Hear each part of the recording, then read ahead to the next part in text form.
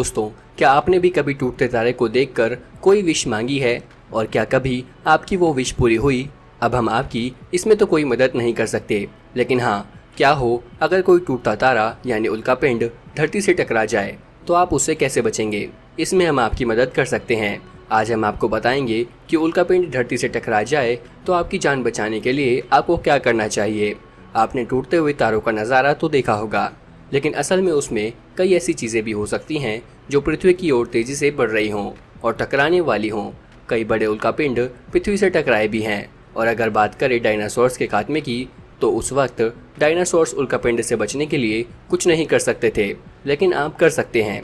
आज हम आपको बताएंगे कि कैसे आप एक उल्कापिंड की टक्कर से अपनी जान बचा सकते हैं। हमारे सोलर सिस्टम में हर समय अंतरिक्ष से कुछ न कुछ चीज़ें गिरती ही रहती हैं, लेकिन इनमें से कुछ चीज़ें हवा में ही गर्मी की वजह से गिरते गिरते गायब हो जाती हैं या यूँ कहें कि पिघल जाती है। लेकिन कई बार यह उल्कापिंड पृथ्वी तक अपना रास्ता बना लेते हैं और तेज़ी से टकराते हैं। उल्कापिंड 2 मीटर से 900 किलोमीटर या उससे भी बड़े हो सकते हैं, लेकिन पृथ्वी किसी उल्कापिंड के टकराने से तबाह हो सकती है तो उसका कम से कम 0.4 किलोमीटर चौड़ा होना ज़रूरी है। लेकिन ये अच्छी खबर है कि इतने बड़े उल्कापिंडों का पता पहले ही लगाया जा सकता है। लेकिन क्या हो अगर हम उसे रोक ना पाए, तो आप अपने आप को बचाने के लिए कहाँ जाएंगे? करीब 8 लाख साल पहले पृथ्वी से एक ऐसा ही उल्कापिंड टकराया था जो इतना ताकतवर था कि उसके टकराने से उठा राख का गुब्बार अंतरिक्ष तक पहुंच गया, जिससे चारों तरफ सालों के लिए अंधेरा हो गया। फसलें खराब हो गई, पृथ्वी ठंडी पड़ गई। लेकिन इतनी ठंड के बावजूद भी हमारे पूर्वज इस विनाशकारी प्रभाव से बचने से कामयाब रहे। तो आइए जानते हैं कि जब उल्कापिंड टकराएगा तो आप कैसे अपनी जान बचा सकते हैं। Number 1, pray for scientific success. उल्कापिंडों को रोकने के लिए कई वैज्ञानिक प्रस्ताव हैं, जैसे कि एक उल्कापिंड में एक न्यूक्लियर बम धमाका करके उसे रोकना या फिर कुछ ऐसा करना जिससे उसका रास्ता बदल जाए।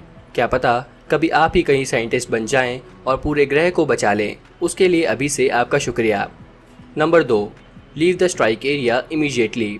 अगर आप उल्कापिंड के प्रभाव वाले किसी क्षेत्र में रहते हैं तो जल्द से जल्द उस जगह को छोड़ दें। और अगर आपके पास समय है तो जितना ज़्यादा हो सके खाने और पीने की चीज़ें अपने साथ ले लें।